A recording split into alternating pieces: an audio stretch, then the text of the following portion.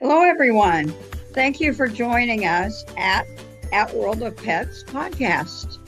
We love having you here on a weekly basis. And, we want our pets to live as long as possible, but we want that to be a good quality life.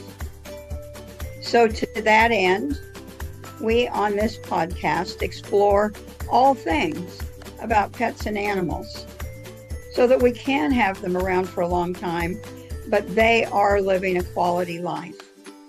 So again, thank you for joining us. Take it away, hosts. Good evening and welcome to World of Pets podcast. As you know, I am Anthony. My co-host David is not well tonight and able to be here. But as always, World of Pets podcast is brought to you by debspets.com. That's DEBSPETS, debspets.com. For everything human and pet wellness, debspets.com. Anissa, welcome back to the program. Hey, Anthony, it's good to see you again. Yes, thanks for being here today again. I appreciate that. Love it. Even though you questioned my nationality, I'll let that one go for today, and then we can... Here we go. Just give us a quick intro, if you would, and tell us about your experience with cats and what you would like to discuss tonight. Cats. Well, so my name is Anissa Hudak. I am the founder of the Phoenix Women Healing Institute, where I work with women who are struggling with trauma. However, that has not a whole lot to do with what I'm going to talk about tonight, and that is cats and being a cat owner.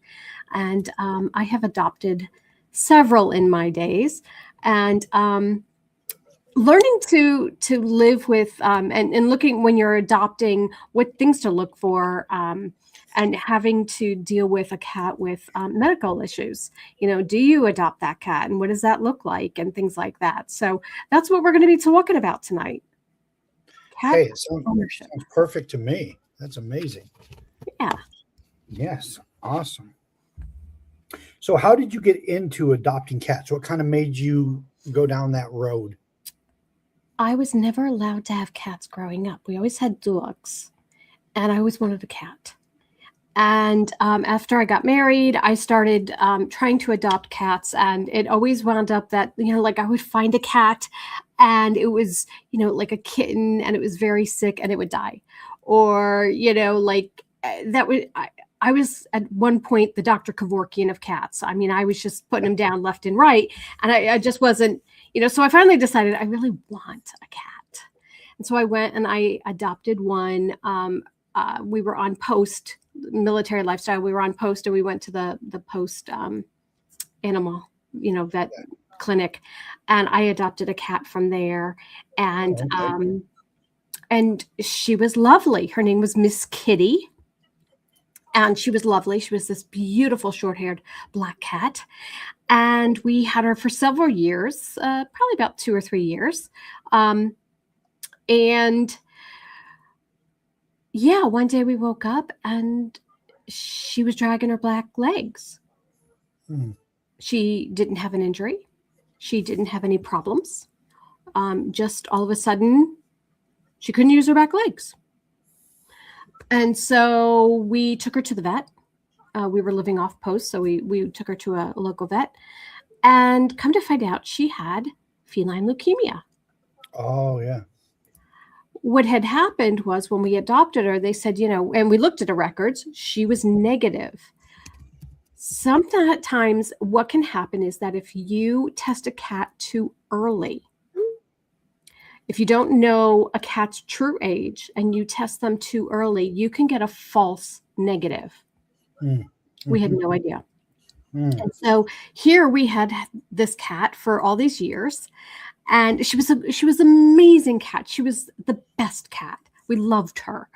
And here she was now with feline leukemia. She never went outside. She was a total indoor cat. She never went outside.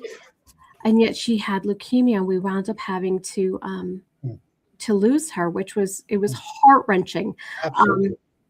This little kitten, she was a cat.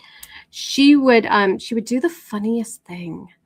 Anytime she heard the shower go on, she would run like Secretariat into the bathroom and she would get in between the shower liner and the shower curtain.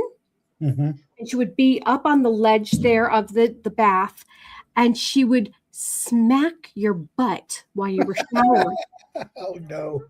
Kid you not, best cat ever. I mean, she was just an absolute riot. We were heartbroken to lose this little kitten. And that kind of, that was a learning experience because I didn't know anything about the leukemia or what have you. They did try to give her a steroid shot. She was good for about 2 or 3 days, and then she was bad again. And at that point, we realized, this was worse on her. Yeah. And, we had to let her go.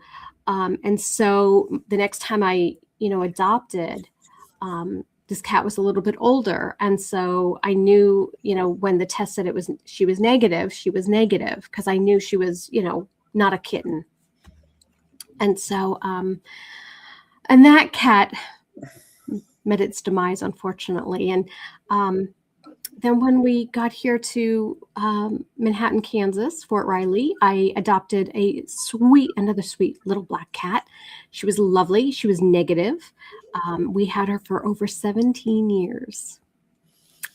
And she was just delightful. And unfortunately, kidney disease.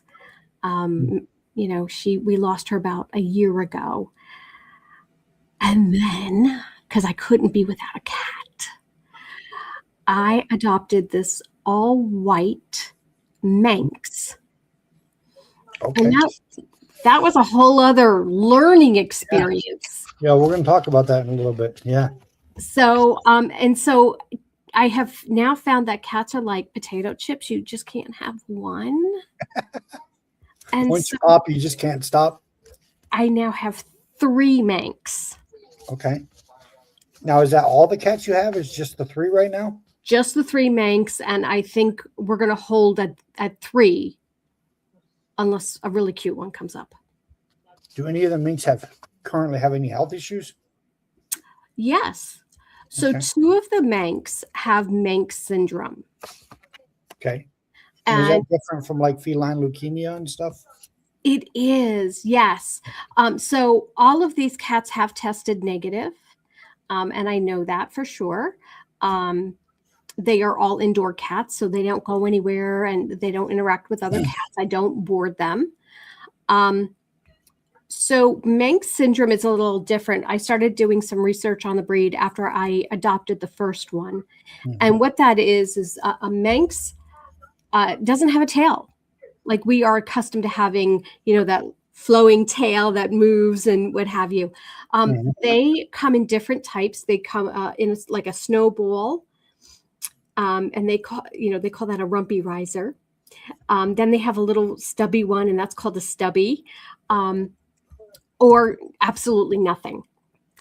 And because they don't have a full tail, sometimes the back and the spine are not aligned, and they have issues going to the bathroom. And sometimes they won't be able to actually get their feces totally out of their body. Oh, yeah. Yep. And so 2 of the cats actually have what it's called Manx syndrome because they're unable to, really do that well. And generally speaking, once a month, we have a poo issue, where Yep. one of them winds up being in a bath. Otherwise, it's not that big of a deal. There are some Manx who really have a very tough time and wind up being in diapers because of it. We don't have that issue here. However, yeah, it's a situation. So, things that you have to look for when you're going to adopt a cat. Yeah, I mean, so I would totally agree with that. Now, when it comes to the Minks in particular, what is unique about their traits and behavior that make them different from, say, other breed of felines? So they tend to be a little bit smarter. They seem to be a little bit more intelligent. I have one who likes to play catch. I can throw a ball or her stuffed animal. She will fetch it, and she will bring it back to me to throw it again. Apparently not a lot of cats do that, I guess, unless you really, really train them. She just did this automatically. They are fierce hunters. Okay. And we are finding that out because now it's spring and we have a lot of flies here in Kansas, and we have a couple flies in the house, and they are on the hunt. Those sky raisins are, their days are numbered, let me tell you. So they're fierce hunters, a little bit more intelligent, very expressive. I have one who talks up a storm. I've never heard a cat talk this much. So very interesting. They're very, very interesting. It's an interesting breed. They were specifically created, if you will, for ships. Oh, yes. Yeah. Catch rats on ships. And they are one of the oldest breeds. They were actually the very first breed in the British cat registry. Mm-hmm. Interesting. It is very interesting. So you talked at the top of the show about not being able personally to have a cat growing up. Now, I am a dog person. My parents are dog people. And we had a bunch of dogs growing up. But my sister, I'm number 2 of 4, and both of the girls are younger than me. And my sister, the middle one, she loves cats. So she always had cats growing up. So even though we were dog people, we had cats growing up. And she started off with a black cat, like you were talking about at the top of the hour. She had that that was her first cat. And then she had one that was kind of a grayish color. And they called her Samson. And so I've had cats. I'm not a cat person. Well, then my daughter, my oldest, is 16, and she got to the point where she wanted cats. And so you were talking about that one cat that kind of has that personality of always messing around with swatting at you. So her first cat that she had here in the house was a cat named Toby. And we were setting up the Christmas tree, the first Christmas we were in this particular house. And Toby kept swatting at the ornaments, just kept swatting at him and swatting at him and swatting at him. And I'd say, Toby, leave it alone. And so one afternoon, we're all sitting on the couch watching TV or whatever. And Toby goes under the tree and he just sits there and he looks right at me. And he sits there and he slowly raises his hand like this. I said, don't you dare. He looks right at me and goes, whack, and whacks one off and then runs away. He was contrary just to be contrary. Yeah. Well, that's a cat's prerogative. That is cats, I guess. Yeah. So I mean, it's a cat's world. We're just here as servants. Right? Apparently. Yes. Apparently we all just serve cats. Well, that is interesting. So about the day-to-day care of cats. So at some point in time, you did adopt cats, right? Or take in quite a few cats. Mm-hmm. Tell us a little bit about that experience and two things. Number one, how did that experience affect you in owning the cats you have now and the Manx? And number two, what would you recommend to somebody that wanted to get into adopting or fostering or sheltering cats? Well, when you adopt a cat from a shelter, you don't exactly know what you're getting. I have now actually 2 of the Manx that I adopted from breeders.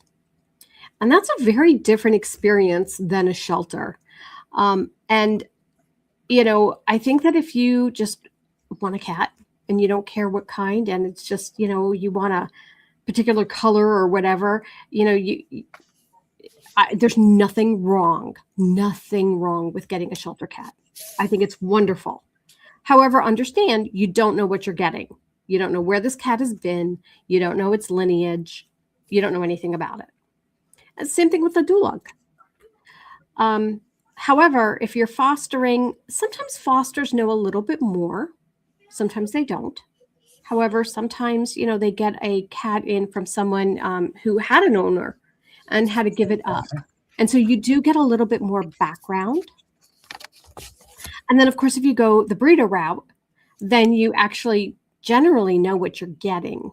And a cat breeder is very different than somebody who had a cat who had kittens.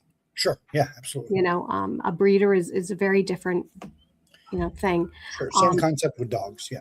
So I have adopted from a shelter, I have adopted from a foster, and I have adopted from a breeder. Okay. My shelter cats have been great, although I will say that my shelter cats, I did have that false negative with that one cat. Mm-hmm. And so there is that. The foster cat was probably the stringest adoption I had. The woman who was fostering actually had to come and do a home visit. She would not let me take possession of the cat until she saw my home. Yeah. And the litter box and where she was going to be fed and all this kind of stuff. It was really intense. And then the breeder, they had lineage, which I didn't even know a cat could. So, it wasn't quite as stringent as the foster. However, I knew exactly what I was getting because it was actually from a breeder. So it really depends on what you're looking for. If you just want a pet, there's nothing wrong with a shelter cat. I wanted pets. I wasn't going to be showing my cats or anything like that. I just happened to want a particular breed, and I wanted to know that they were this breed, which is why I went to a breeder. Yeah, it makes sense. Yeah. That's the only reason why. And the fostering was the first time I saw a Manx. It was the first Manx I got, and then I kind of got the bug, and I wanted more. So that's why I went the breeder route. If I had seen another Manx in foster or in a shelter, I would have jumped at that as well. I thought about it. However, I was able to find a somewhat local breeders and get my 2 other Manx that way. Gotcha. That makes sense. So what advice or advice could you give to somebody that says, hey, I want to get into just fostering cats, so maybe they don't have to stay long-term in the shelter until they get adopted? I don't know much about fostering. Okay. However, what I would say is test, and test. Make sure that any and all cats that you're dealing with have been tested, that they're old enough to test, and that everybody is negative. Now, there's nothing wrong with feline leukemia. Okay. You just know that your cat is probably going to have a shorter lifespan, could potentially have more health issues. However, they could live a very long and healthy, productive life and still be a wonderful pet. If you're going to have a positive cat, you need to have a positive household. Any of your other cats need to also be positive. If you're going to have a negative household, have a negative household. You can't do one and the other. It's just not a good idea. So there's nothing wrong with either of them. Just know, do you want positive or negative? Make sure they're old enough to test so you don't get the false negatives. And just make sure everybody gets along. Yeah. And what do people get wrong about adopting cats? What is it that they do wrong in the beginning, or do they get wrong or assume wrongly about adopting cats? Well, and I think this is about any pet that you adopt. Each pet is like a person. They have their own personality. They have their own likes and their own dislikes and what have you. Just because you buy this particular brand of litter doesn't mean the cat's going to like it. You might have to try a couple of different types of litter. Sure. Yeah. I wound up having to do that, and come to find out, my cats do better with corn litter than clay litter. Interesting. Go figure. That was a thing. Yeah. I didn't either. Just because you buy a particular brand of food, they may not like it. I've got a cat who will not eat anything shredded, wants only pate. So, when you first get an animal, whichever kind of animal you're adopting, only get small amounts of things and try. because they may not like it. And their cats are funny. They won't eat it if they don't like it. So that would be my recommendation. And also keep in mind, cats don't like stale food. So if you have dry food, make sure you close it up or put it in a container or something, because they do not like stale dry food. Interesting. Good to know. Very good to know. Awesome. Well, you are just a fountain of knowledge. But let's go back to the whole Manx cats. What are some of the physical differences? I have here on my notes something about tails and no tails and the different personality traits. So are Manx known for having issues with their tails? Well, they don't have tails per se. So yes. So that whole back end is that issue with the Manx syndrome and eliminating their feces. So that's a big deal. However, they're very expressive in other ways. And sometimes their little bottoms will move just like a tail would. And you can kind of tell like what they're thinking because their bottom is moving. It's really funky, but very fun. Huh, interesting. That sounds very, very interesting for sure. Mm-hmm. Well, that is awesome. Thank you so much for sharing your knowledge and your information with us. If there's anything at all that you would like to put out there about this this episode about cats and the knowledge of cats and just in general, what you would encourage. Now, what would you say to somebody that says, I'm not a cat person, or I've never been a cat person like yourself? Maybe they weren't able to own cats growing up, or for whatever reason, they've never been around cats and they're thinking about getting into cats. What is your first thing you'd want to say to them? Go to a cat cafe, get yourself a coffee and sit there amongst the cats. Pet them. Spend time with them. You have a friend who's got a cat? Maybe cat sit for them. Like, dip your toe in. Don't rush out and, adopt a cat just because you think you might be interested. Right. Try it out before you go in full force, because it's a their lifelong commitment to them, just like a dog. And so too many cats literally just get the boot and they're out in the wild before they know it. And in fact, the first Manx that I adopted, Dulce, she was actually, they had removed her front claws. They had tried to remove her back claws. They actually wound up doing damage to her back feet. They spayed her. I mean, she was completely, spayed and what have you. And then they dumped her. And so they left this completely defenseless cat out in the wilderness. It's taken her a good year to actually open up and start to really be a cat, if you will. In fact, just the other day, I saw her playing with something. And it's the first time I've ever seen her really play. And that's amazing. So, I've got these two kittens who are, fun-loving and full of life. And then I had this other one who was really reserved and very scared. And it took a lot to kind of get her to open up. Sure. So, don't be afraid of a cat. But also it's a commitment, and know that. So if you're interested, cat sit for somebody, or go to a cat cafe, or go to a shelter and just pet some cats. But get yourself used to it before you bring one home. Yeah, I think that's a great idea. I think that's really good advice. Great idea. And once again, just thank you so much for sharing your experiences and your wealth of knowledge with us about this situation. I wish we had some pictures of your Manx. That would have been great to be able to see. It would have been incredible. They're usually, in with me. I actually have the door closed.